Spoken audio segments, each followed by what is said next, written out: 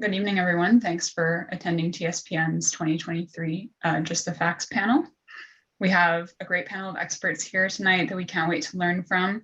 And I'll just start off with a few housekeeping items. The panel is going to be recorded so that everyone is aware. Just to go over a few relevant Zoom controls for this event. First of all, please keep yourself on mute while the discussion is going on. You can write questions to speakers using the chat function at the bottom of your screen. And we'll have a question and answer period at the end of the discussion where we'll go through those questions in the chat. Also, there will be there's a live captions option available at the bottom of your Zoom window in case you prefer to have subtitles. And the event, again, will be recorded and we'll be posting it on TSPN's YouTube channel at a later date. We would also like to remind everyone that all of TSPN's events have a zero tolerance policy for harassment, and we're dedicated to making sure that all participants have the opportunity to learn about science policy in a safe environment. So TSPN would like to acknowledge that we're hosting this event on the traditional lands of many Indigenous nations. The Greater Toronto Area is the traditional territory of nations including the Mississaugas of the Credit, Anishinaabeg, Chippewa, Haudenosaunee, and Wendat peoples. And this land is covered by the Upper Canada Treaties and is protected by the Dish with One Spoon Agreement. Today, it's home to many diverse First Nations, Inuit, and Métis peoples.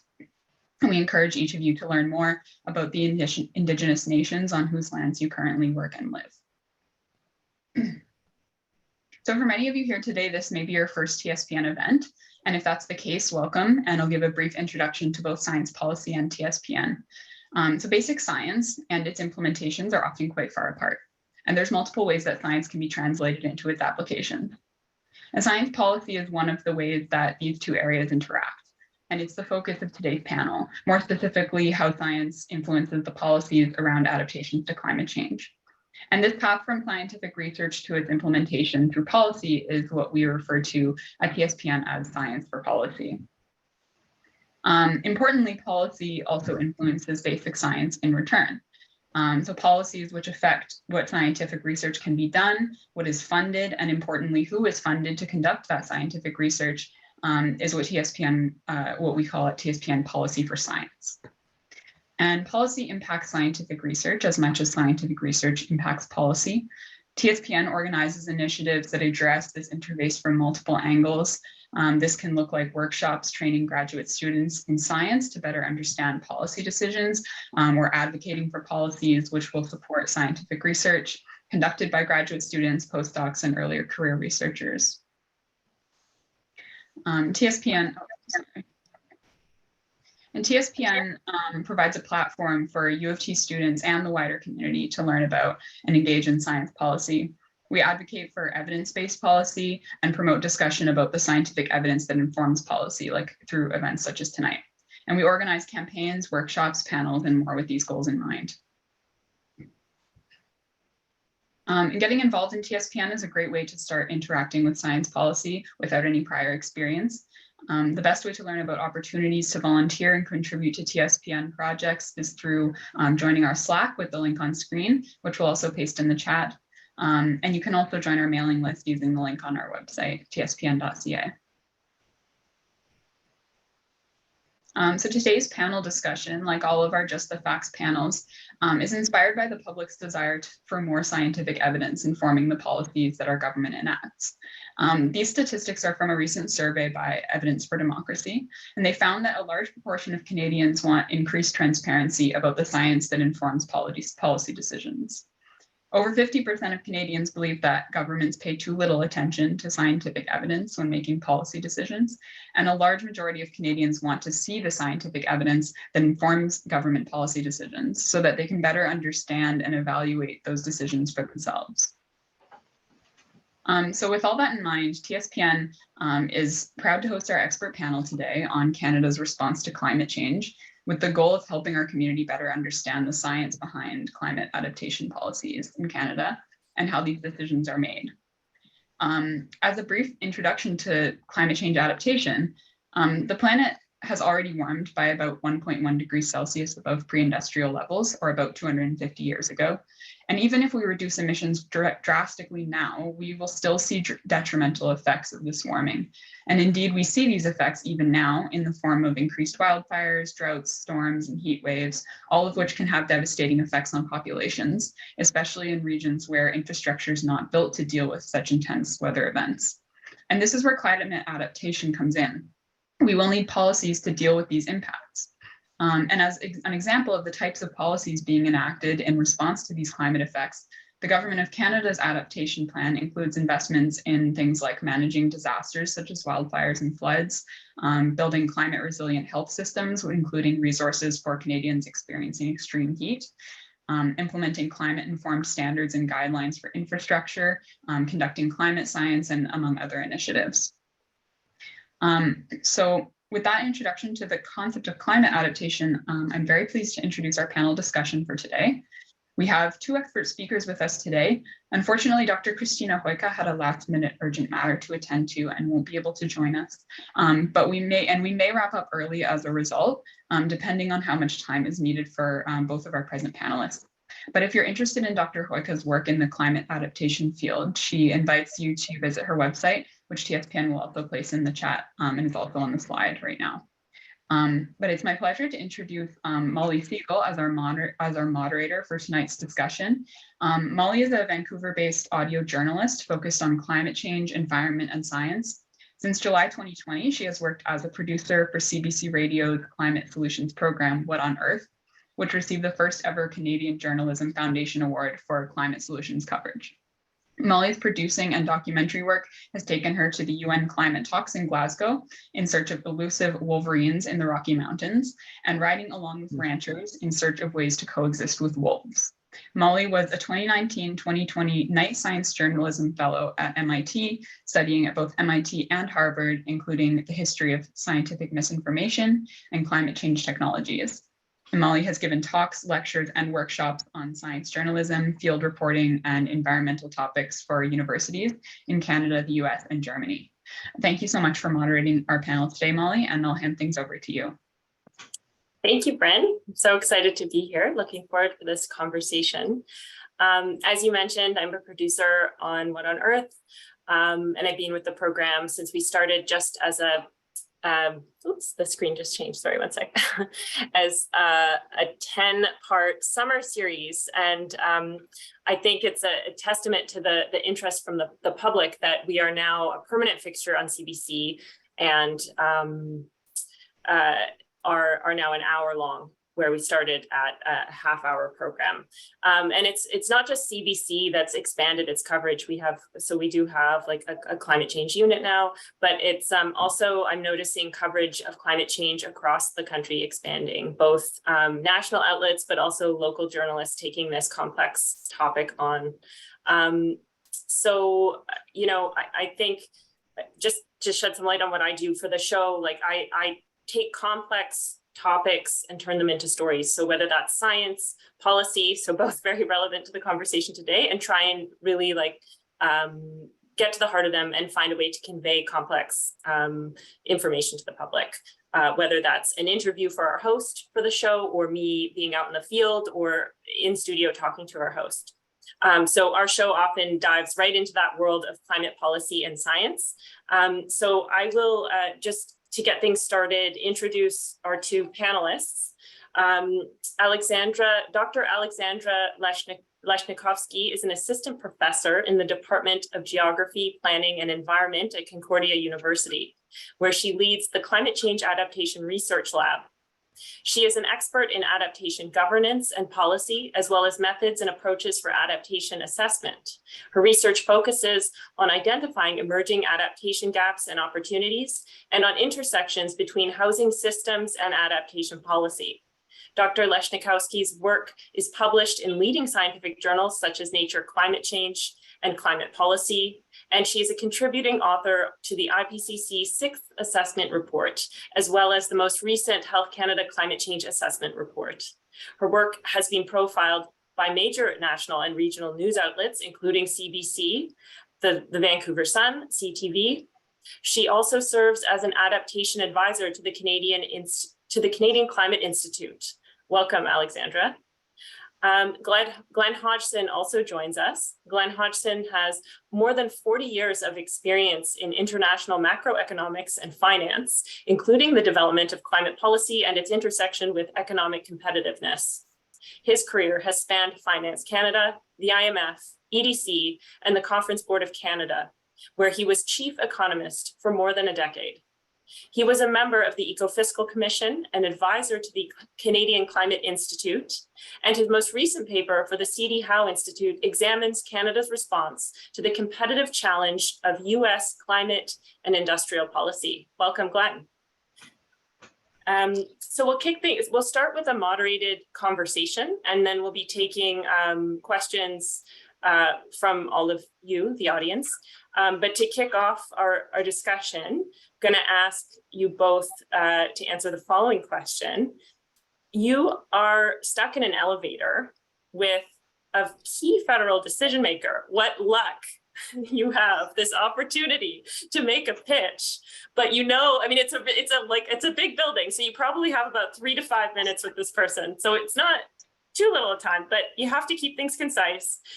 I want to know what your pitch is. What one climate policy or climate adaptation action would you pitch during that time? Or if it's not a climate policy or adaptation measure, you know, what key piece of research, finding from your research or other research would you want them to know about urgently to inform their adaptation decision-making?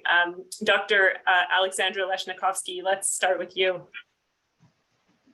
Sure. Thank you, Molly. And thanks for moderating today. I'm very happy to be here and looking forward to our discussion. So unfortunately for this anonymous decision maker, I'm not known for my brevity, but I'll try to keep it brief. So I've been studying how, society is adapting to sort of unavoidable consequences of a changing climate for a little over 10 years now. And I'll say that in that amount of time, I think we've seen a really tremendous evolution in both kind of political and public awareness of the need for adaptation and kind of the implications of climate change for society at large. And so we've seen fairly significant movement towards the creation of things like national adaptation strategies, which Canada now has for the first time, for instance. As well as resilience projects happening from kind of large scales all the way down to very local neighborhood scales. So there's been in some respects fairly significant progress, I think, with respect to adaptation. So in trying to answer this question or think about if I had to really narrow down to one thing, what would it be? There are a number of possibilities across my mind. Money, for example, there isn't nearly enough funding available for adaptation projects at any level of government anywhere in the world right now. More inclusive decision making, et cetera. There are lots of really good answers to the question that you posed. But I would argue that right now, one of the biggest elements that we're missing in this transition now to sort of mainstreaming and institutionalizing adaptation across different government portfolios is our ability to gauge whether or not we're actually moving in the right direction with respect to risk reduction and vulnerability reduction in different places. I think, for anybody who's listening right now who has an interest in public policy, it's, I'm sure you're not at all surprised to hear me say that, high quality monitoring and evaluation is really essential for evidence-informed decision making. It's critical for, helping us understand whether we're achieving the outcomes that we want to achieve when we're adopting, these new adaptation strategies nationally, locally, or even individual projects. And the reality is that right now we have very little of that in place to actually track, what's happening with all of these different adaptation initiatives that we're seeing being implemented. With respect to climate mitigation, we track changes in greenhouse gas emissions as, the main indicator that tells us, whether we're moving in the direction we want to be moving in with respect to, preventing kind of future climate change. But with adaptation, we don't have a similar single metric or consistent set of indicators or anything like that, which tells us whether or not we're making the progress, we're achieving the progress that we want to see happening. And so overall, the research that we have right now to tell us about whether or not we're actually reducing vulnerability is fairly limited. So, what I would, argue needs to happen now as we're sort of scaling up all of this work on adaptation is the creation of much more robust monitoring and evaluation systems that will actually tell us about, whether or not we're on track to kind of meet the grand challenge that climate change poses for our society. So this means going beyond just tracking policy implementation, just tracking, core indicators for different outcomes like food production that we're interested in. It means developing systems that are deliberately designed to inform policy learning, to inform, accountability of governments and other types of actors. And there are emerging examples from other countries that places like Canada can look to for inspiration on how to do that. But I think this is going to be a really essential kind of next step as we start trying to scale up adaptation action. And right now in Canada, with the recent adoption of the National Adaptation Strategy, we're in sort of a golden time to start, really working on that and developing a system that will help us to continue iterating and improving the way that we're approaching adaptation over the long term. Because unfortunately, of course, the reality of climate change is that it's going to be with us for at least decades, if not centuries to come. So we need this, kind of infrastructure in place to help us, improve the way that we respond to, anticipate, plan for, these unavoidable consequences of a changing climate. So I think we can do a lot better, basically, on trying to assess whether or not we're making progress with respect to vulnerability reduction. And we, very urgently need to start doing that now because the impacts of climate change are getting worse, year by year. And it's absolutely essential that we start looking at, how best to tackle those different types of impacts and risks.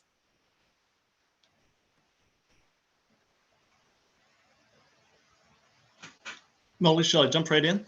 Well, it's funny, I've taken this so seriously that I started a timer and I couldn't shut it off. Full transparency here, but you were bang on. Oh, was it? Okay, because good. It took me aback. The timer's going off. But great answer. I think we'll be getting more into that idea of monitoring and metric for progress later on in our conversation. But for now, yes, Glen Hodgson, please, you're stuck in an elevator as well. You've also had this good luck. What's your pitch? So I'm going to give a very different kind of answer. First of all, just a bit of a story. So I worked at Finance Canada for 10 years, the first 10 of the first 13 years of my career. So I've actually been on that elevator riding from the ground floor up to either the 27th floor in one building or the 21st in another floor. And I've worked with 11 finance ministers. So I've had a lot of chance to interact with them, but never with Chrysler Freeland. So here I am stuck in an elevator with Minister Freeland, who's pretty sharp. And I've got a chance to make a pitch. The pitch would be quite simple, actually. It would be finish the job. Finish the job with respect to the adaptation framework that the federal government actually started. It's actually made a good start, Alexandra, but there's big holes in it still. So I'm going to talk a bit about that.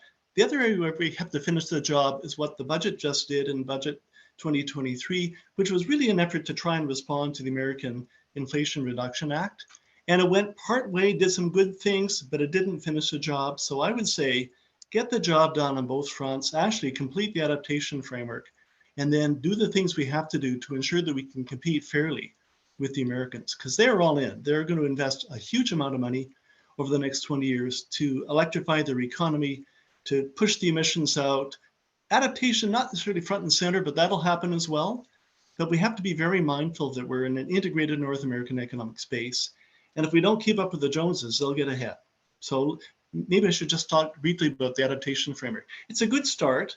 What it doesn't do really well, and I think Alexandra mentioned this, it doesn't really identify the top priorities. It doesn't kind of set the priority list.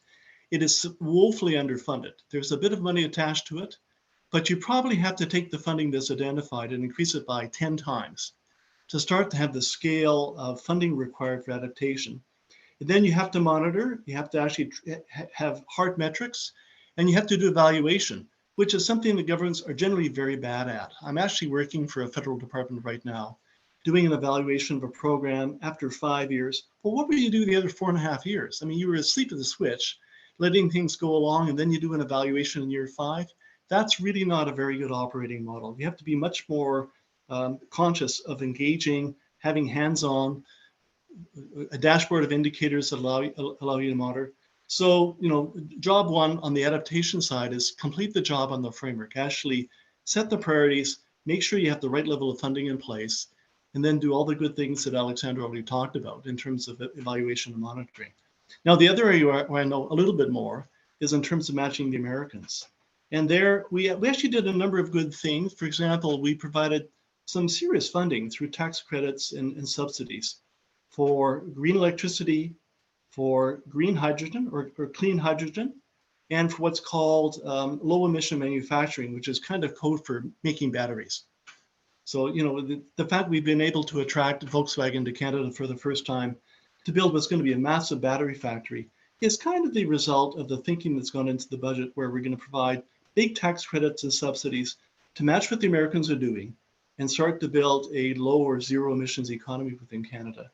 The budget also talked a lot about financing, and I do a lot of work in that space. It's kind of what the continuity is through my career. And so we've actually doubled the scale of clean financing being made available through the federal government. They've created an investment fund called the Canada Growth Fund, which was not topped up, but it already had $15 billion from the economic statement last fall. And then they added another $20 billion for the Canada Infrastructure Bank. So it's basically now becoming Canada's green bank. It's going to be investing in clean and green infrastructure. That's a big part of its mandate. Arguably, everything that the CIB is going to do now is going to be linked to adaptation and climate. So it's become really the green bank.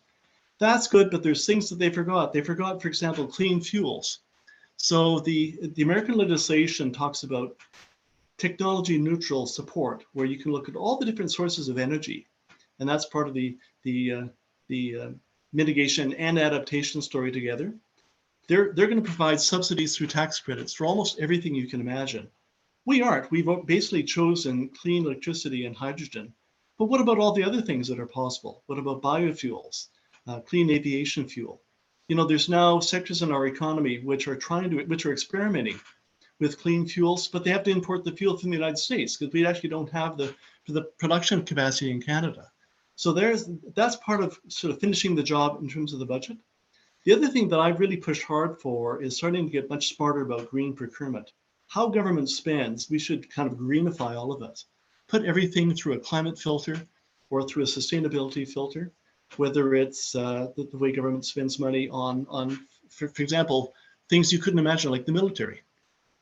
What about direct air capture as a way to do with the stock of emissions that's out there? And we haven't provided that lens at all. So completing the job in terms of the budget would be adding on another dimension, smart spending, to go along with smart tax policy as a way to ensure that we're helping the economy transform, and we're also maintaining our competitive position vis-a-vis the Americans. Thank you, And Glenn. hopefully I came in under 3 minutes. No, you were at 5 as well. Oh my God. But you're lucky the building has like 30 floors, so you're good. Well, the first building I was in was up to 27. And maybe I could have gone, mid-minister go down with me again. That's great. I think we'll be talking more about the Inflation Reduction Act later, and I would like to pick up on what you said about direct air capture later on as well. But first, because this term adaptation is so broad and can mean so many different things, I think a good place to move the conversation forward is just to hear from each of you. And Alexandra, let's go to you first on this. What does adaptation mean to you in how you interpret it in your own field of research and work? Thanks, Molly. That's a deceptively complex question you posed, and an excellent one, because you're exactly right. Adaptation can mean many different things to different people in different contexts, different scales. I think generally speaking, we can think of 2 different kind of approaches to how we tend to do adaptation or talk about adaptation from a sort of social science-y perspective. And one tends to map a little bit closer to what we see from a policy perspective. And that's, really kind of the task of sort of environmental risk management, trying to improve the resilience of, of economic sectors, kind of different, infrastructure systems, things like that, to, in particular, extreme weather events, but other types of environmental risks as well. Of course, the sort of classic, one that's associated with climate change now, sea level rise. So that's sort of one way of thinking about adaptation is managing, essentially those environmental risks. Sometimes that management is, more short term. If climate change, we're thinking about that in a more kind of long-term sense. But the other kind of perspective on adaptation that is, certainly prominent in the sort of social science approach to thinking about climate change vulnerability is, with respect to kind of large scale drivers of vulnerability that exist within society, for example, that make certain places, certain people, more or less likely to be harmed by the impacts of a changing climate. So in that sense, we often talk about the sort of root causes of vulnerability, things like poverty, inequality, education, basically having kind of the social capital, the financial resources, the social networks to be able to withstand different types of pressures and stresses, which climate change is now, bringing in a myriad of different ways.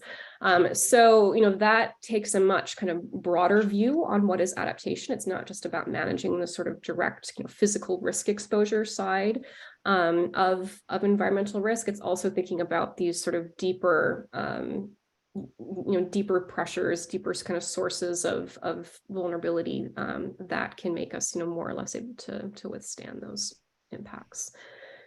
So, increasingly what we're seeing in, for example, IPCC assessments is a push to take a bit of a broader view on adaptation, to go beyond just thinking about it as physical risk exposure and managing those types of risks, to thinking about it as from a more kind of broad societal perspective.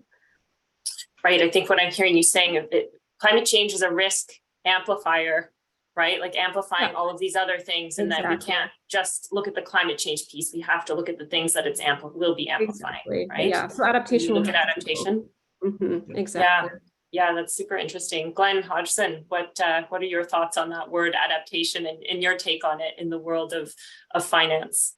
Yeah, I'm just going to build on Alexandra's answer, which I thought was very good, starting with kind of the physical impacts of climate change at the core. So there's clearly a need to adapt to, because the physical environment is going to be affected. And I'm sure we'll talk about that, Molly.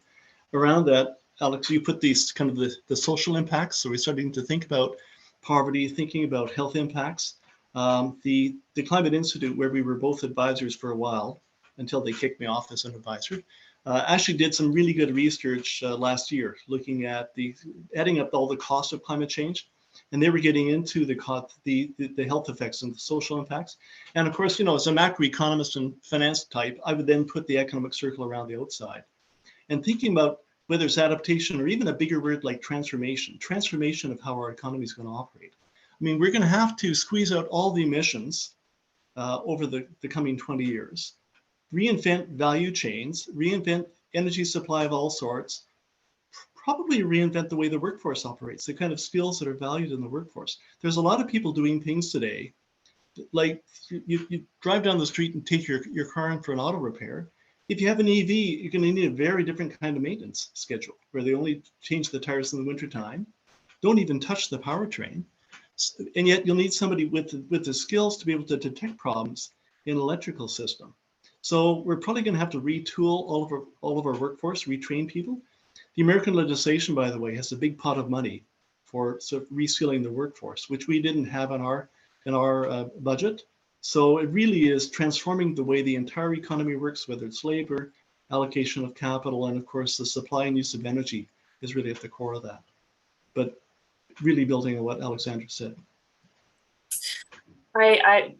Just to dive into the sort of physical manifestation of climate change in terms of the climate disasters that we're seeing across Canada more frequently and severely, this is on my mind because of the wildfires in Alberta that are still ongoing. More than 100 wildfires have burnt way more acres of forest than they usually do at this time of year, displacing, tens of thousands of people from their homes. When you see that unfolding in the news, like, what does that tell you about the state of adaptation when there's, farmers and ranchers staying back in their communities because there's not enough resources to keep the flames in check there, and that they're working to stop the flames from going to their neighbors' property and to keep their livestock safe?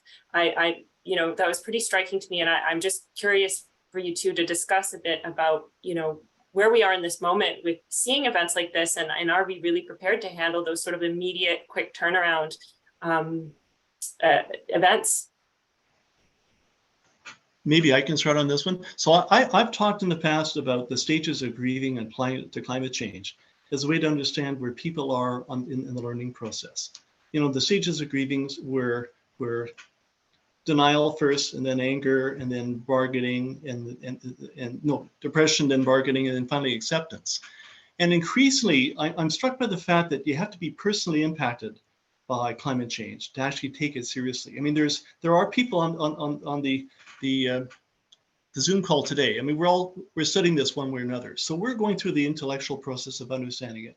But average people don't go through that. They're kind of going through a learning process.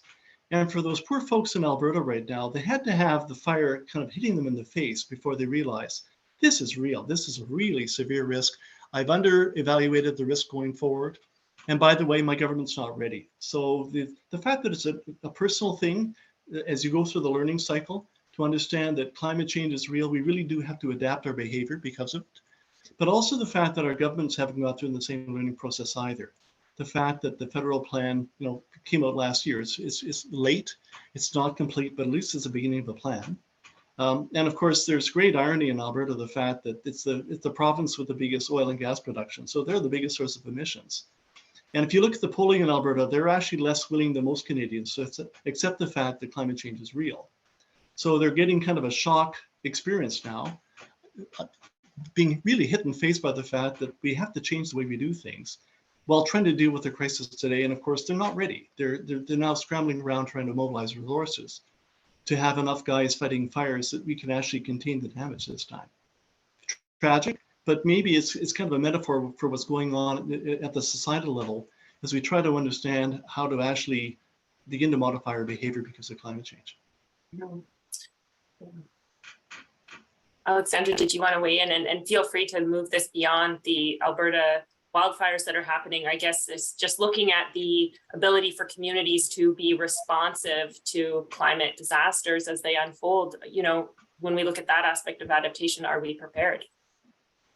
Yeah, I mean, my short answer is clearly not. I think actually Glenn is pointing to a really interesting kind of aspect of climate politics, climate policy, and that's the sort of psychology of how people perceive, their experiences with climate change.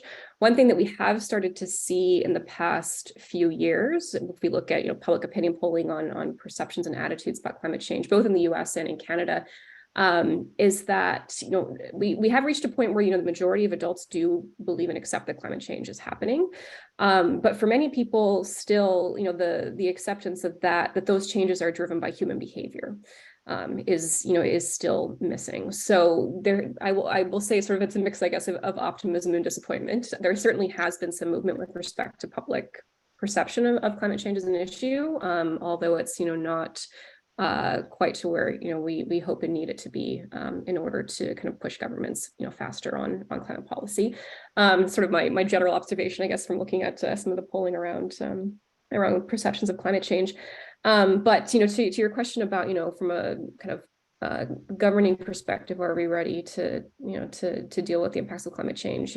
Clearly not. We're having almost week after week now in Canada, one climate change related disaster after another. We had the ice storm here in Quebec and in Montreal a few weeks ago. We've had flooding throughout the region recently. The fires in Alberta. And the damages in all of these cases are severe. The kind of social costs, the mental health impacts are quite significant. And the fact that, we continue to experience kind of damage and disruption to the levels that we're seeing in these events is an indication that, we're not prepared to be able to, to withstand these different types of risks at this point. So, I think what we've seen, over the past 10 years in Canada specifically is, significant investments in research, in trying to understand what climate change means for Canada, to think about, how can we adapt to these different types of risks. Canada is an enormous country. We're facing, we'll experience almost every possible type of climate change impact in one way or another across this country.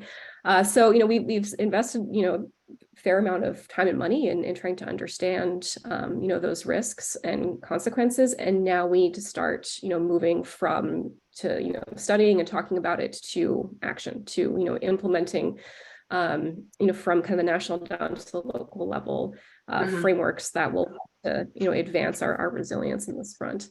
And it's absolutely urgent because, as I said, we're seeing, every year now, just, one example after another of how climate change is impacting Canada. And, people's well-being, their health, their economic, their livelihoods are all at risk. Yeah. I work for a climate solutions show, so I'm curious for both of your thoughts on some good examples we could turn to, either in Canada or, maybe you'd prefer to pull an example from another country, but of a good climate adaptation policy or climate adaptation measure. Like, let's talk about some examples of what's working well. What can we point to and say that's good, let's do more of that? Can I cheat and use a mitigation example? Yeah, I think mitigation, sure, go ahead. So, and Alexander's laughing, but I was actually put on the adaptation panel with the Climate Institute, and I kept saying, no, I don't really belong there. I'm actually either mitigation or green growth. But anyway, I was able to contribute to the research. So the example I would give, which I think is an example globally of good policy, is around carbon pricing. You mentioned in the opening that I was part of the Ecofiscal Commission, which was a group of academic and applied economists, and I'm the applied type, who got together for about 5 years. We did collective research on basically why carbon pricing was superior to regulations or other forms of intervention as a way to reduce emissions, but also begin to modify people's behavior. So it's an element of adaptation there as well. And we've initially focused on the provinces, and then we had a change of government in Ottawa in 2015-16. And the new Liberal government was ready to be engaged about carbon pricing. We used our research really as a way to drive forward the pan-Canadian framework. We were not insiders. We were not inside government actually designing the policy. But I think we played a really critical role using our research to demonstrate that carbon pricing was both possible. There was a smart way to do it where you could get the public on board. And we've now had 2 elections where government got brought back, even with carbon pricing in place. And it's compared to most other countries in the world, it's been a great success. And clearly it's going to have an impact on emissions, but also how people's behavior at the gas pump. It's going to be one of the triggers to move forward EV adoption in Canada. It won't be as strong, for example, as actually subsidies when you buy a vehicle, but it's part of the brew. And it also covers consumers as well as business. A lot of our policies were focusing on business as the place where we both cut emissions and adapt. Carbon pricing actually reaches out and touches everybody and allows people to make personal choices based upon price signals, which I saw a long time ago is good economics.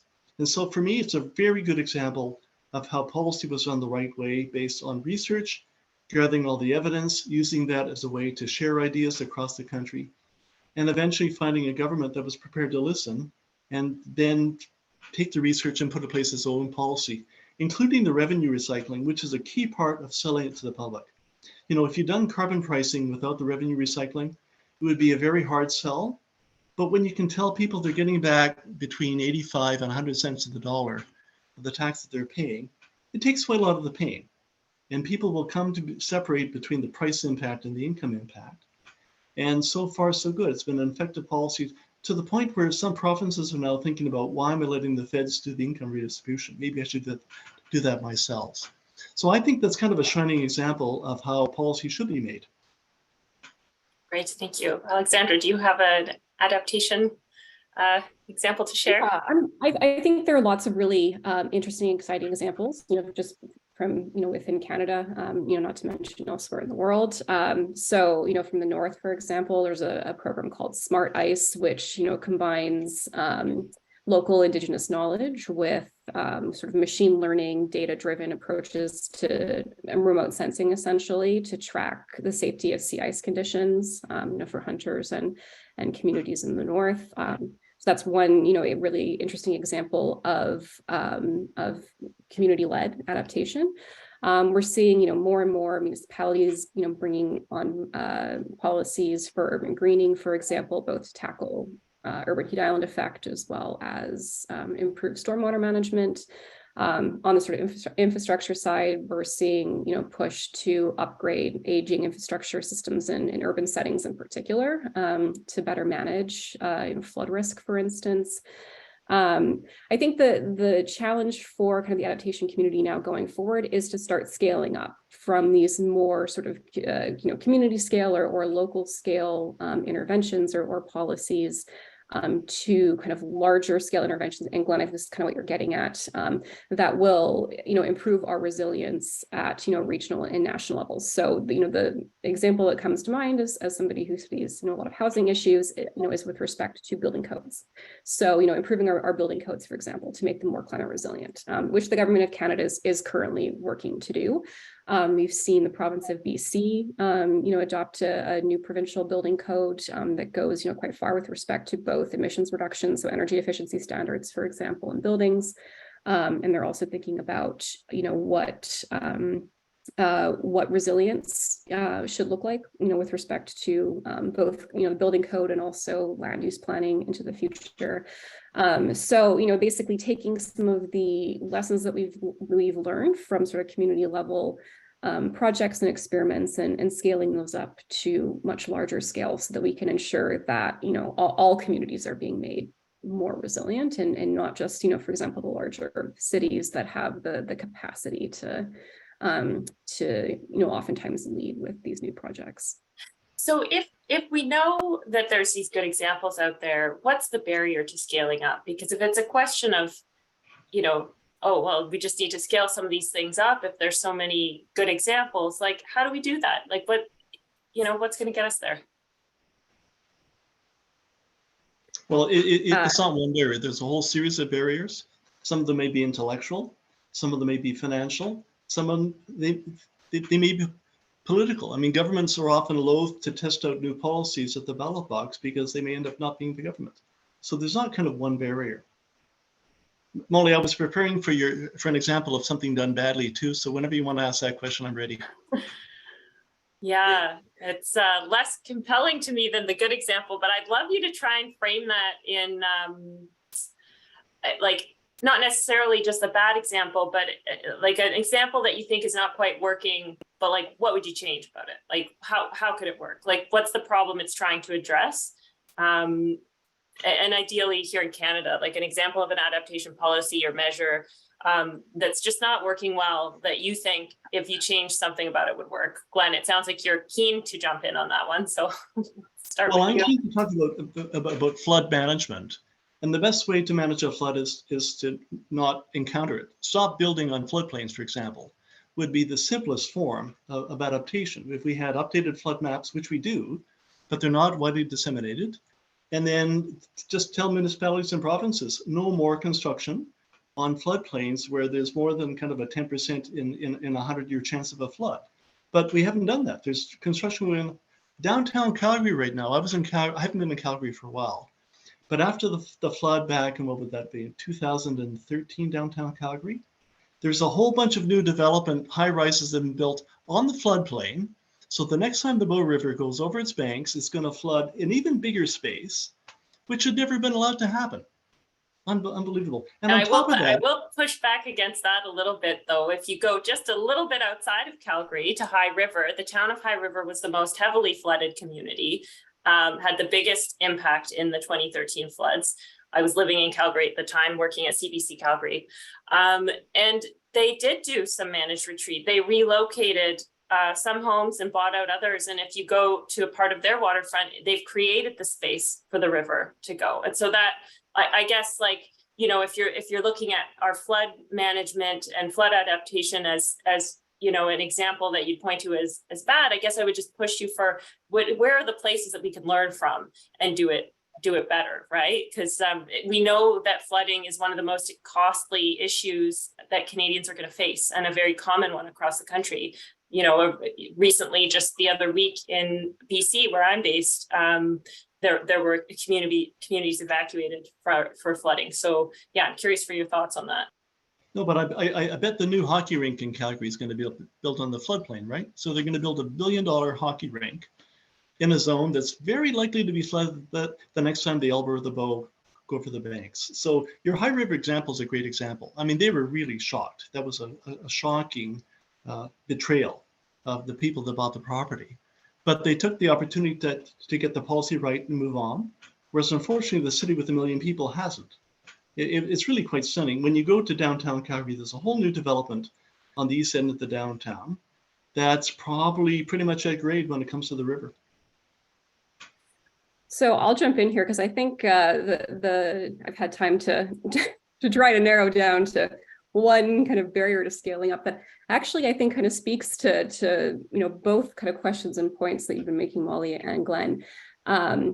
And that is the challenge of kind of integrating climate goals and other, you know, also very important goals that, you know, governments are pursuing, you know, in, you know, different sectors and all across the country at different scales, in such a way that we have, you know, a coherent kind of policy landscape that basically, you know, gets us to a point where, you know, as we're undertaking things like new housing development, for example, we're not also kind of building in new climate risks and, you know, in our communities and things like that.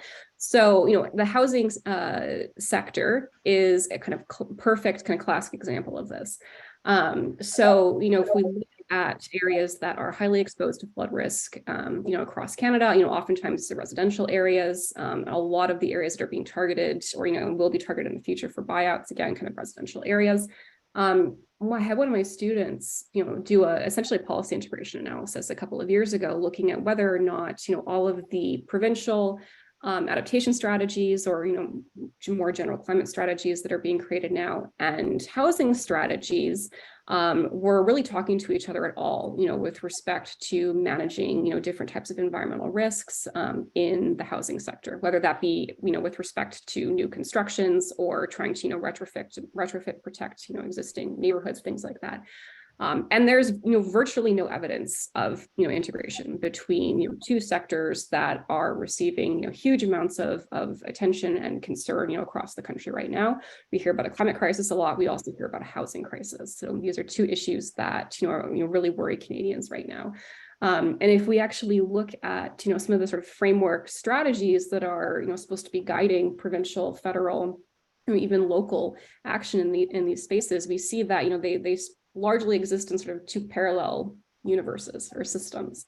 So trying to ensure that there's, you know, some level of, you know, coherence across, you know, these different, you know, areas of decision making, you know, economic sectors, I think is really essential for making sure that, you know, we're not inadvertently creating kind of, you know, new sources of risk, you know, down the line.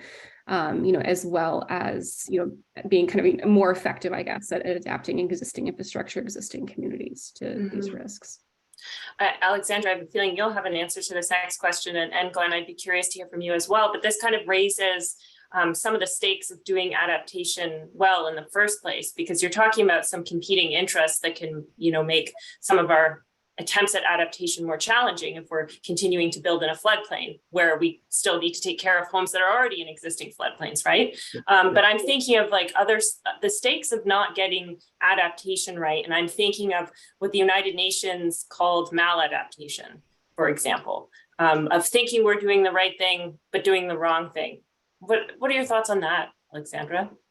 Yeah, and that's something that we're actually seeing growing evidence in the literature, you know, that's, you know, maladaptation is beginning to emerge, you know, around the world. I think on the one hand, you know, we can be a bit measured in how we think about maladaptation. You I would love to see, any example of a public policy that addresses, a complex issue like climate change that is 100% positive and, successful and effective in all the ways that we want it to be. The reality is that, when you're dealing with such a complex issue, we'll do some things that work, we'll do some things that don't work. So, we need to come into it, I guess, with that kind of that expectation. But, this goes back to kind of the point that I made at the beginning of our discussion here. The issue right now is that we don't really have a very good sense of what's working well and what's not working well. And what's not working well can potentially create, enormous sources of new vulnerability for, communities that, aren't currently facing them. The classic example is building some sort of seawall that pushes all the flood risk down to like the next municipality, or we're creating adaptation programs and things that aren't actually reaching those who are the most vulnerable. So we need this information. We need to understand the consequences and the outcomes associated with all of these different programs and policies that we're seeing created now, and we need to do that with an eye to both trying to identify, where the successes are happening and also identify, where maladaptation is beginning to emerge, where those unintended negative consequences are emerging, so that we can try to correct them. Glenn, I'm curious for your take on this from a financial perspective. I mean, there's limited money to go around. How important is it that we're putting our money in the right places and making sure we're making the right decisions? Critically important, otherwise you're going to have to pay for things twice. So I'm thinking about infrastructure, for example, that's being built today, which isn't properly designed with the anticipation of the impacts of climate change going forward. You may end up rebuilding bridges. I mean, there's an example right now. The Champlain Bridge in Montreal is a classic example of a bridge that was built in the late 1950s, didn't anticipate the weather change, let alone climate. The fact that concrete has to give, didn't have that capacity, so we had to rebuild the bridge after 50 years. When infrastructure like a bridge should last for 100.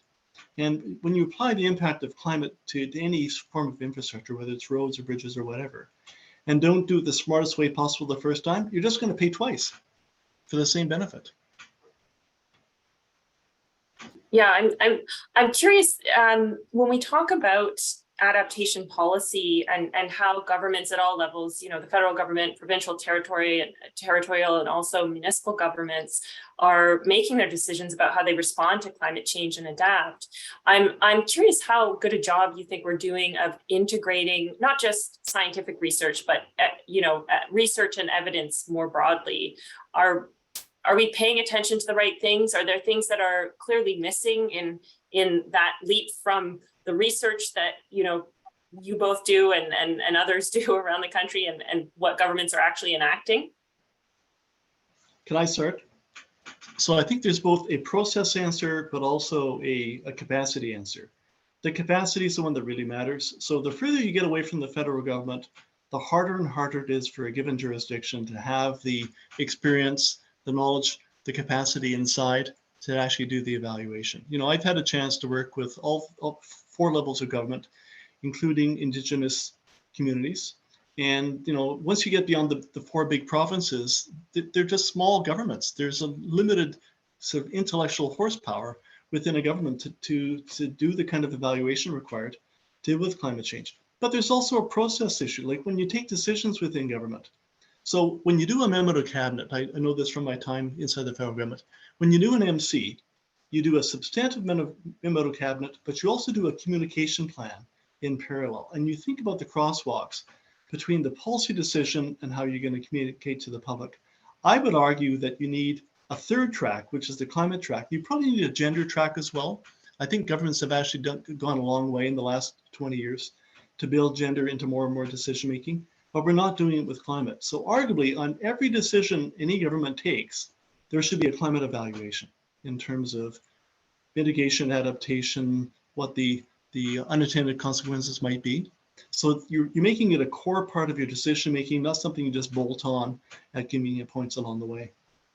But to do that, you need the core capacity.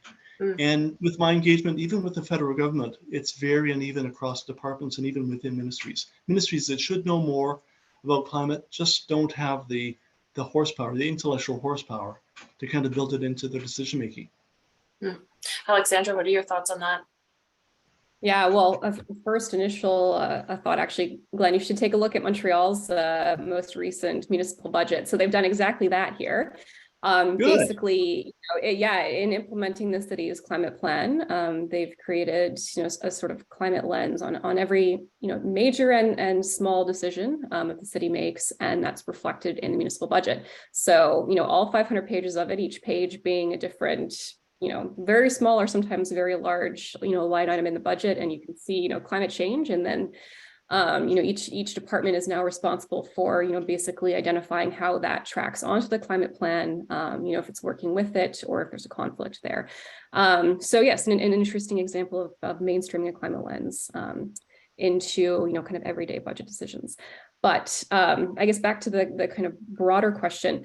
Yeah, so, as I said before, I think we've spent, 10 years in Canada doing, a lot of research, both in, the university sector and the federal government, trying to understand kind of what climate change, means for this country, and now think about how we adapt to it.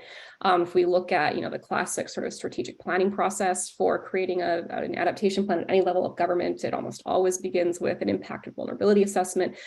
The challenge is very clearly, making the link between, all of these sort of assessments, modeling exercises, things like that we do, and then the information that, decision makers in, all the different capacities they're acting need to actually say, okay, well, what do we do now?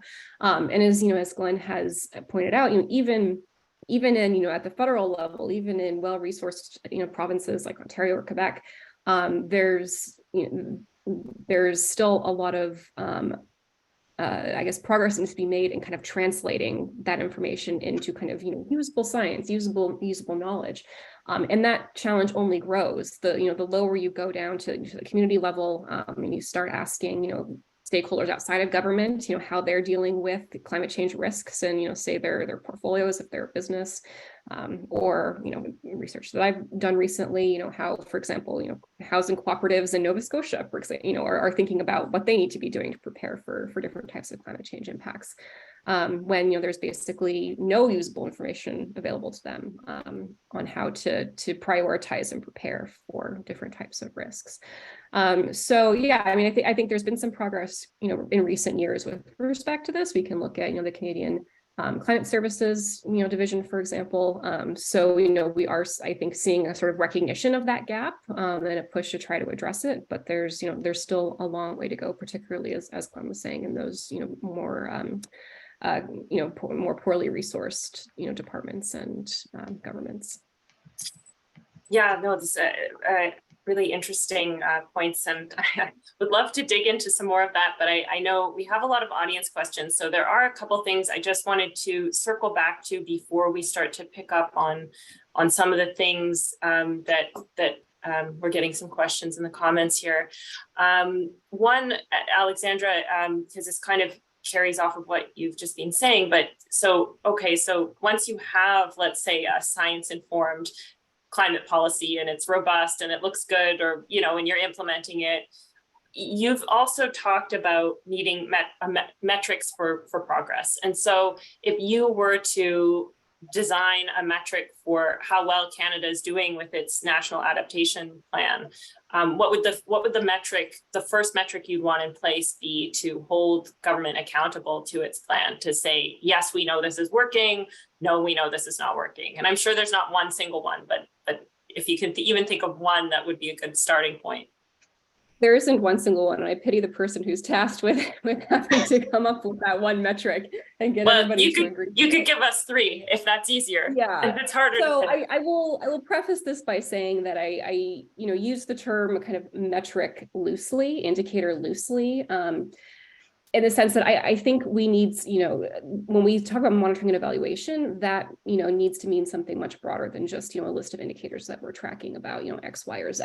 We need to be integrating different types of methods, different types of approaches, because monitoring and evaluation, needs to tell us not only, are we implementing such and such goal, but also what are the outcomes and impacts associated with the changes that we're trying to achieve here. So, most of the metrics that we see now being used in sort of, early stage monitoring and evaluation systems consist of principally metrics to track policy implementation. So you might look at, for example, the amount of money that's being spent, towards, updating, say, flood risk management infrastructure in a particular area. In the health sector, you might look at the number of, doctors and nurses or other types of healthcare practitioners who are trained to understand and identify health impacts of climate change. You might look at the number of, at-risk communities, for example, that have completed vulnerability assessments on, some particular, risk that we're trying to address. So, if we look at existing M&E frameworks, most of the kind of indicators that have been created are kind of are in that vein. Occasionally, you also have more general outcome-based things. So, for example, the estimates of monetary damages associated with extreme weather events, year to year, for instance, or the number of homes that are damaged in a flood year to year. So the challenge is to connect those two things, right? So we kind of know what we're doing from a sort of policy and management side to try to make ourselves more resilient, to reduce vulnerability, and we can track these various outcomes and with respect to vulnerabilities in communities or in the environment, for example. How do we understand whether or not what we're doing over here is what's causing the change over here?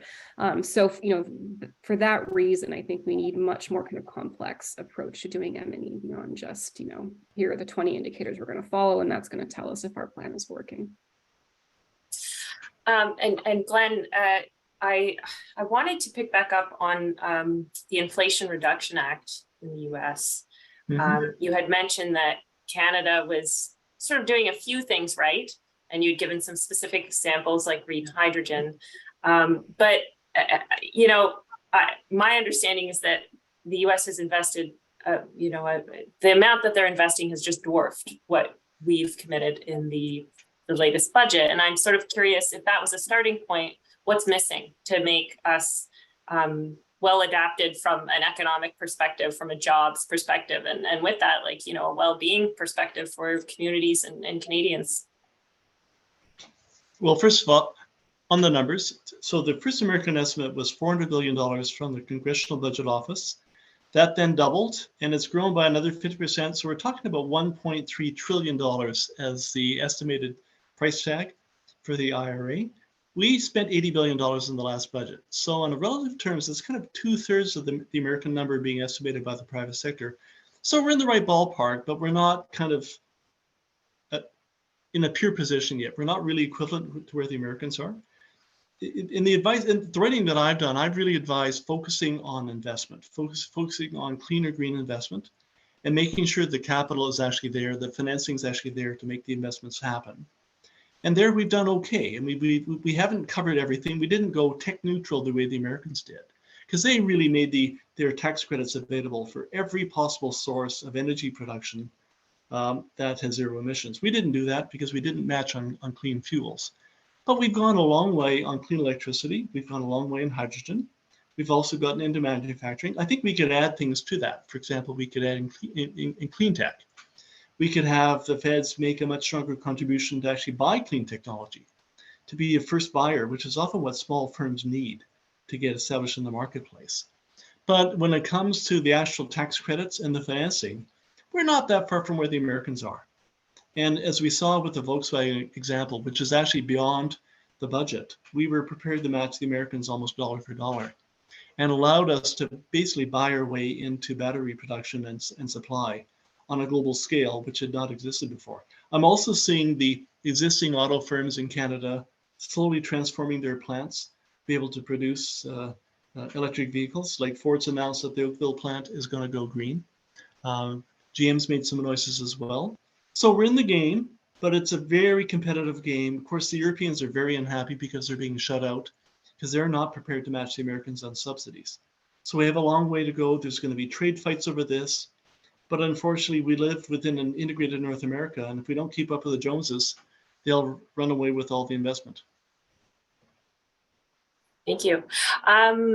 I have so many more questions, but there's also so many audience questions. So, and we haven't even like opened up that the questions yet. And you thought we were going to end early.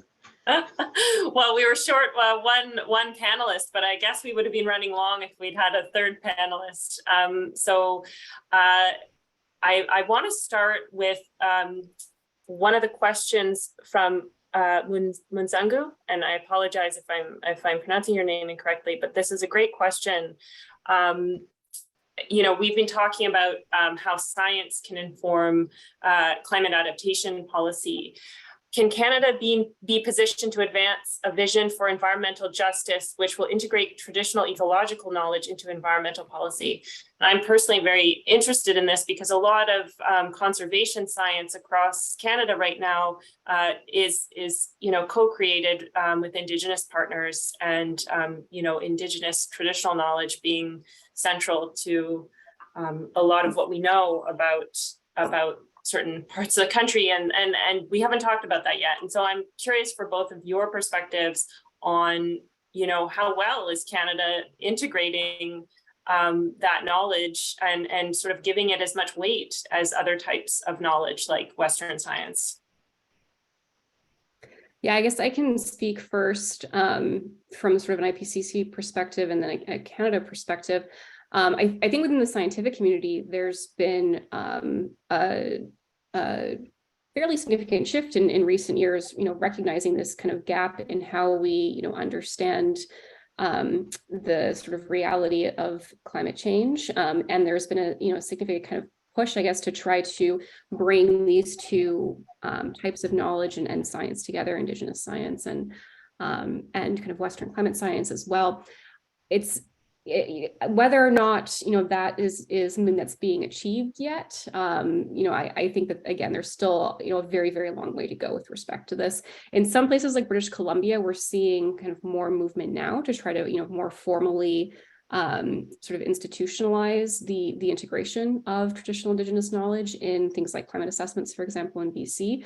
But of course, you know, the priority needs to be doing that in a way that is really, you know, hand in hand, and doesn't kind of perpetuate histories of sort of, you know, extractive scientific study in Indigenous communities. So yeah, I think this is a space where we're going to see a lot of change, hopefully, in coming decades. I do think that there are, you know, very strong calls for it, very strong recognition for it within, for example, the IPCC. And now the challenge is to fully realize that in how we, you know, approach the study of climate change, and also and also how we think about, you know, how we go about kind of studying these physical and these social phenomena. And I'm not sure if you wanted to weigh in on that. I also have a question in the comments here for you too. I'll be very brief. So in the economic space, we are finally acknowledging that there's an important Indigenous issue of reconciliation, making them part of the decision-making process, but it's an acknowledgement we're not really integrating it in a deep way into decision-making. So I'm finally doing work, for example, with Indigenous business representatives to bring them inside the tent, but it's late and it's really not we've got a long way to go before they're really part of the decision-making apparatus. Yeah, I think one area or one kind of group to watch will be the federal government's new Indigenous science division. Yeah. So I believe they've been around now for about 2 years, so still, you know, very kind of early in their mandate and establishing, I guess, how they, you know, will approach the work that they do. But yeah, I think, you know, will be an interesting kind of case study. Yeah.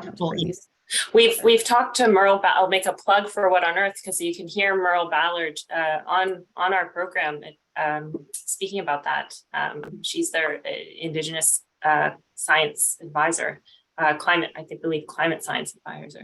Yeah. You know, it's great to have a voice, but where you're based, are they inside? Which ministry are they inside? Environment Canada, I believe. Do they have a champion at the table? So will the ministry be the champion at the cabinet table, for example? Will they actually be empowered to be part of decision-making across government? Yeah. And beyond federal government to the provinces, territories, and municipalities, you know, collaborating with Indigenous governments across the country. You know, I'd be curious to see what climate adaptation looks like through that lens. Glenn, Alex Sidaway has left the Zoom, but did have a question. When we talk about limited money for climate adaptation, how do you figure out what to focus on? Strengthening infrastructure, protecting biodiversity, developing adaptation strategies, or addressing climate-related health risks? And I would be curious to hear what you both have to say about that. But I mean, it is, and this is not even a complete list. The list could go on and on of what we need to spend money on at this time and for the future. How do you prioritize? Well, I mean, in any budget, potential demand for the funding always exceeds supply, like always. So it's like the healthcare system, where there's always going to be almost an infinite demand for more spending on various things. Ideally, the decision making should be based on hard analysis, should be based on science, should be based on evidence-based research. And you have that as a foundation, but then it comes down to bargaining. You know, every budget is negotiated. Why did clean fuels get squeezed out of this last budget? Well, probably because they saw clean electricity, even though the provinces are the ones who make the investment, has a higher priority. So the federal government steered money there and away from other things that could be priorities. But in a perfect world, you know, it would really be founded on hard evidence and science. So more evidence, less negotiation. But every budget is a matter of grand negotiation, and all those things matter. And it's really a matter of sort of slicing the loaf, and you're getting thinner and thinner slices all the time in order that everybody has something to nibble on. Yes, there's the sort of politics of budgeting, I guess.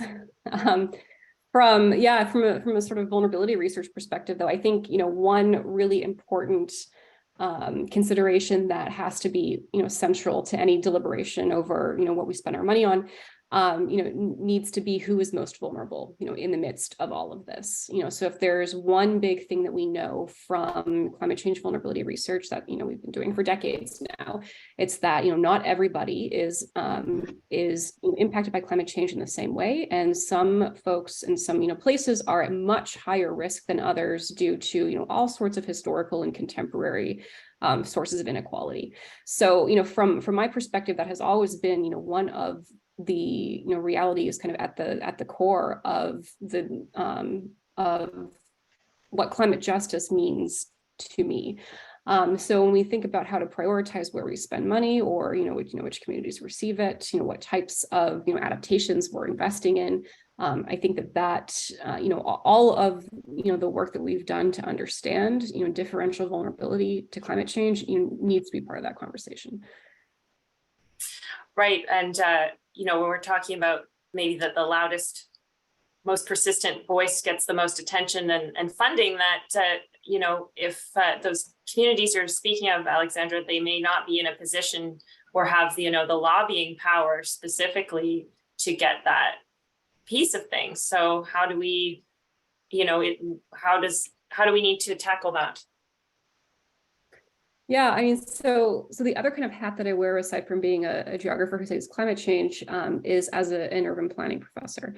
So this is, I think, one of, you know, in the context of planning as a profession, one of the, you know, kind of core roles that planners are supposed to play in the decision-making processes that we make around, you know, land use planning, you know, community development, things like that, is trying to, you know, communicate the views, the experiences, the needs of communities that are underrepresented in decision-making processes, you know, within the planning process.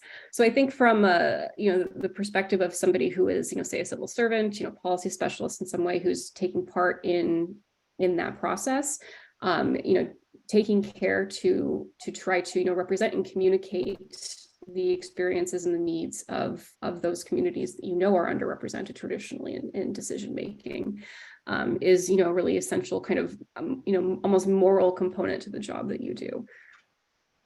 This is something when I explain to my planning students, this is, you know, this is why it's important to learn planning theory. That's, you know, that's often one of the threats that we see over the past, you know, 50 years when we look at what the role of planners is in trying to, you know, manage and shape our cities. Yeah.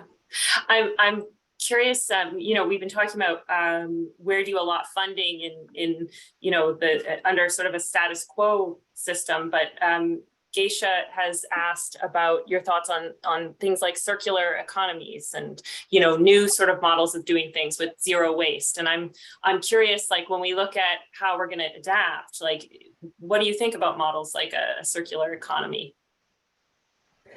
Well, I'm actually going to pass it over to Glenn in a moment, because I think, in general, we've framed circular economy largely in the sort of context of mitigation.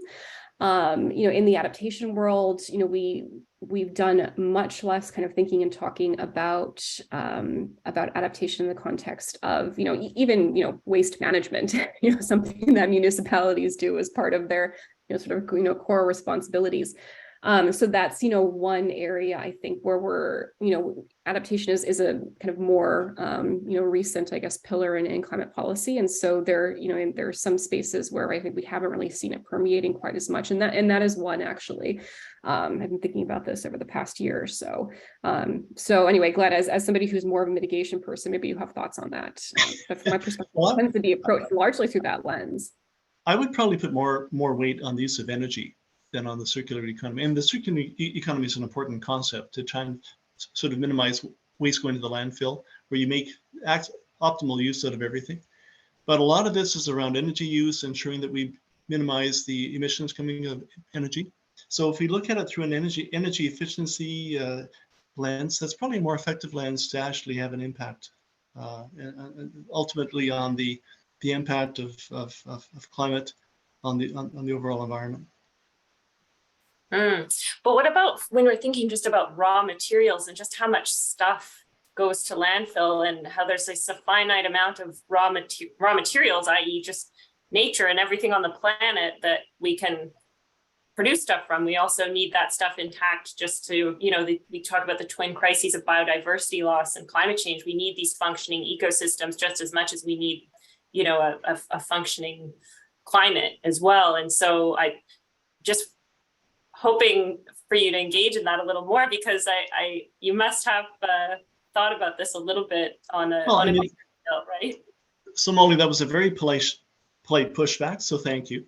I would probably look at the supply chains and the value chains in those raw materials and think about the energy use along the way. Think about the actual emissions coming out, because that's the core issue here. Obviously, you don't want to be dumping things in landfill. You want to be as efficient as possible in the use of all materials.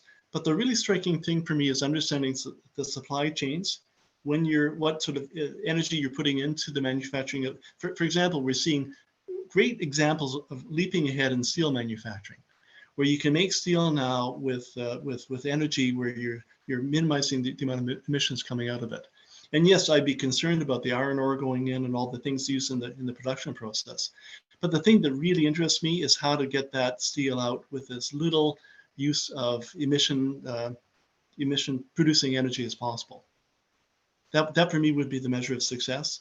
And then you start getting into things like carbon border adjustments and all the kind of mechanism people are developing to ensure that we're creating a level playing field around the world, that we're not just exporting emissions to another jurisdiction.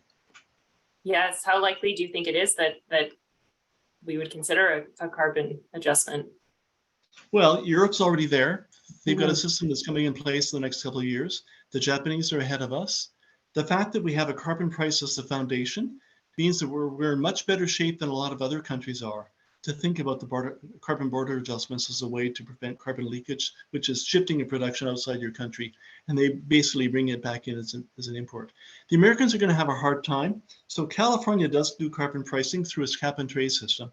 They have some modest sort of border adjustments within the US when it comes to goods that are flowing into the California market. But we're better positioned than almost anybody, except maybe the Europeans, who are pretty well advanced in terms of their system. Now, Alexandra, I think this question that I'm seeing in the comments, I think kind of ties into something that you were talking about early on about root causes of vulnerability. How can the government be incentivized to implement science policies which will specifically address the root causes of vulnerability to manage environmental risk management? And I think how I'm interpreting that, and the person who asked this question, feel free to correct me on this, but are we addressing the root causes enough in the policies, the climate policies that we're seeing in Canada? Oh, absolutely not. I mean, almost all of our adaptation right now is really targeted at kind of physical risk exposure management, reducing it or making it, more bearable with respect to the costs of, recovery, for example. But Canada's not unique in that's true of most adaptation in general globally right now. In terms of, how to incentivize governments to, do a better job of addressing root causes of vulnerability. Perhaps one kind of angle is to think about, the cost of adaptation and, the long-term, benefits with respect to, those costs from, addressing root causes of vulnerability, alongside physical risk exposure. So, what I mean is that what we're seeing increasingly is that, as the impacts of climate change become, more severe and arrive more quickly than we originally thought, the costs of climate change are much higher than we thought, and it's much more likely that we kind of exceed the limits of more what we often call incremental approaches to adaptation. So those adaptations that are just dealing with sort of, physical impacts of climate change. In the kind of medium to long term. So basically, unless we start grappling with and addressing those root causes of vulnerability, it's very likely that the way that we do adaptation right now is just not going to be sufficient in the long term. It's going to miss those who are most vulnerable. And it's going to mean essentially that all the investments that we're making right now aren't necessarily going to be making us still making us resilient in say 2050. So, that's something that I get asked a lot is, the numbers associated with adaptation they're big, right? Who's going to pay for this? We have all these other things we have to pay for, governments are strapped. And my response is always, we're paying for climate change either way. We either pay, over and over and over again to recover from the impacts, or we pay to try to be, more proactive in how we approach adaptation. And we know from lots of modeling that's been done that that's the more cost-effective approach in the long term. Now I think we can sort of deepen that analysis, deepen that argument, and look at the costs and the benefits of doing more kind of incrementalist physical risk exposure management versus also tackling some of these larger kind of social determinants of vulnerability. So this is the same kind of framing I think that that we use when we talk about social determinants of health, for example, and how we tackle some of the big health challenges, for example, that we're facing now in Canada. I was really struck by your answer, Alexandra, and I drew the same conclusion. There's a lot of parallels between the language we're using in healthcare and prevention as opposed to treatment, and bringing the same sort of mindset to climate policy. Have to think more about prevention, more about smooth pathways of adaptation, and less about crisis management and sort of dealing with things after they've already burned down. Mwenzangu, I see you have your hand up. Did I properly frame your question, or sorry, can you hear me? I can, yeah. Okay, and just a gentle correction, it's Munzungu. Thank you. You're welcome. I know it's a very unique name, but I digress. But I'm gonna speak really quickly. So in terms of my question, yes, you definitely covered those pieces, but I will highlight this piece. When it comes to government and how government operates, it's supposed to serve the people.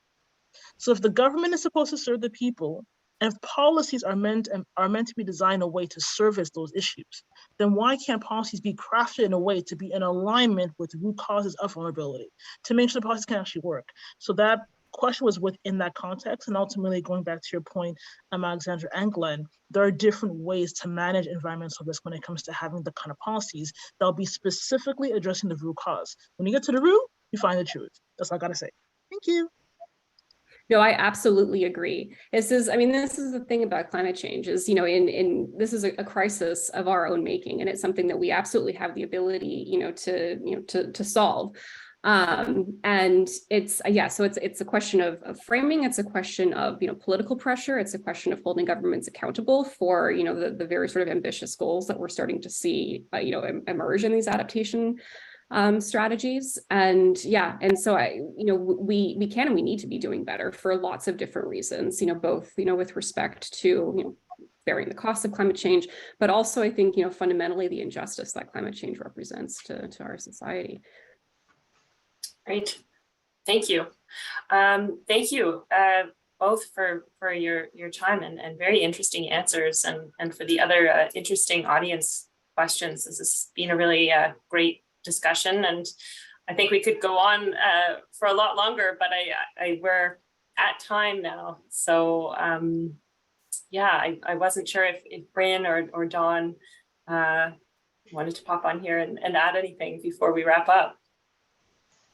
Yeah, thanks so much. The discussion was amazing.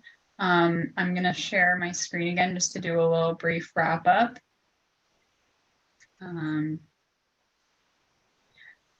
Yeah, so on behalf of TSPN, I want to say huge thanks to our panelists and our moderator for today. The conversation was really interesting. We all learned a lot about how climate adaptation policy is developed, kind of what happens behind the scenes. Huge thanks also to the audience for your interest and participation in this important topic. There were a ton of questions in the chat, and I'm glad that everyone was really interested in participating. And I also want to give a big thanks to the SGS Sponsorship Fund, which sponsored this event.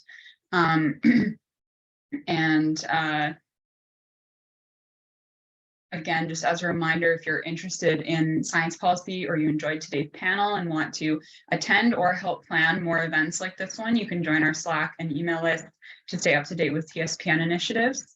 And then just to let everyone know, our next event is going to be TSPN's 2023 Science Policy 101 workshop series. And this series will feature 2 workshops, Policy for Science and Science for Policy, as well as an in-person networking event with local early career professionals in the science policy space. And these workshops will be at an introductory level, and they're a great entry point to science policy for anyone interested. And to stay updated on the details of this event and all of our initiatives, you can join our Slack and email list. So unless anyone else has any other remarks, thanks everyone for joining us tonight, and we hope to see you again at a future TSPN event.